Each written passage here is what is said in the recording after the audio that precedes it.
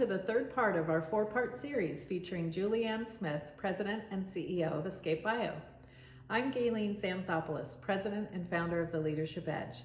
If you've joined us in our earlier conversations, I'm sure you've discovered that Julie and I share a huge commitment to advancing women's success in the life sciences. Whether we're serving on DE&I committees, supporting our employees in taking on more leadership responsibilities, or strategizing ways in which the most marginalized women of color can have the opportunities to lead and positively impact their organizations, we're there for you. In this portion of our conversation, Julie will share how not succeeding at your best laid plans can actually be a gift. We'll also discuss great strategies that she's used along her journey, from studying science to becoming a president and CEO and director for 2 life science boards. Welcome to our conversation.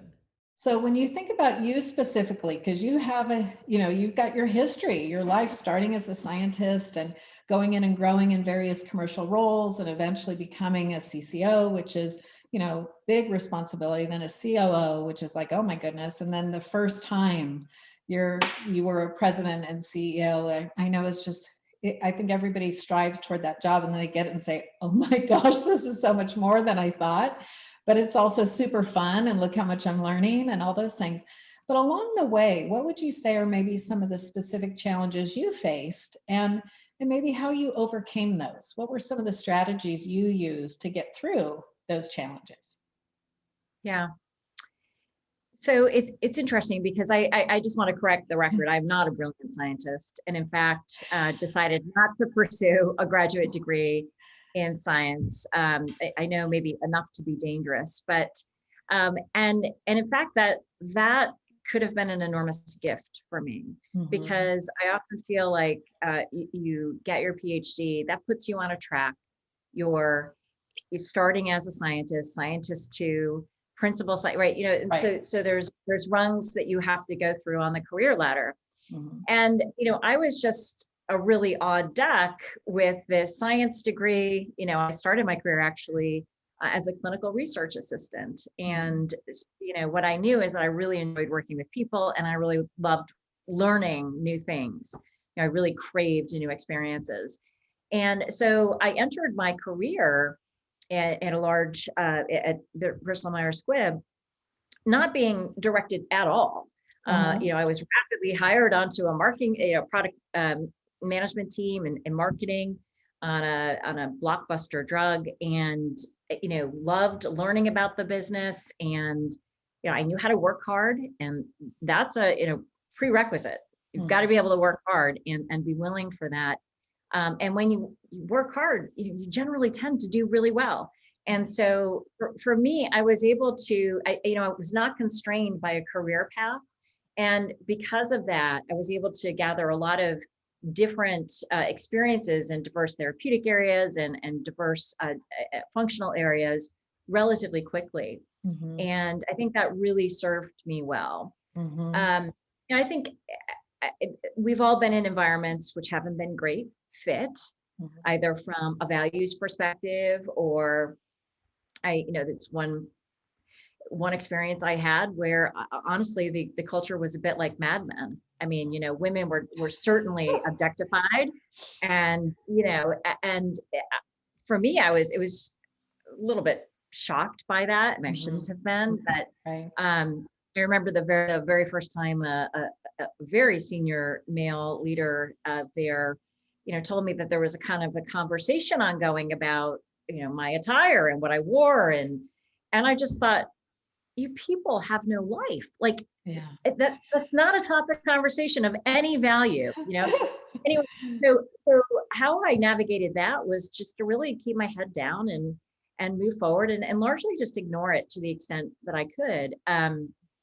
I have found that in those moments where it's not a great cultural fit, or it's not in maybe your dream opportunity, your dream job, you don't have a dream manager, maybe not a really supportive manager, those are the moments to double down on your own development.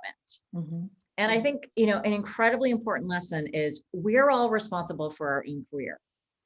No one else is going to do it for us. And so unless we take that seriously and take developing ourselves seriously, it's not going to happen. And so, in that moment at the Mad Men company, I actually asked for, I asked for an executive coach, and was given the support of one. And that was just an incredible experience, because she was able to uncover for me some of the dynamics in that workplace that I sensed, but I didn't really have names for it. I didn't know, why there would be a conversation about what the young women at the company wore, right? Mm-hmm.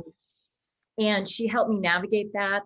And the other big thing that, working with this executive coach helped me was, early in my career, I was coached to kind of conform to the male leadership model. Yeah. And this was Bristol Myers Squibb in the 90s, right? Yes. The men still had the unmovable haircuts, and wore khakis with button downs, and very old school. And any sort of a meeting with your department's boss required the men to wear ties, et cetera. And so very traditional, conservative. And young women advancing their career were, myself, we were encouraged to model that, and I cringe now when I think about it, because we're essentially saying, don't be yourself. Right.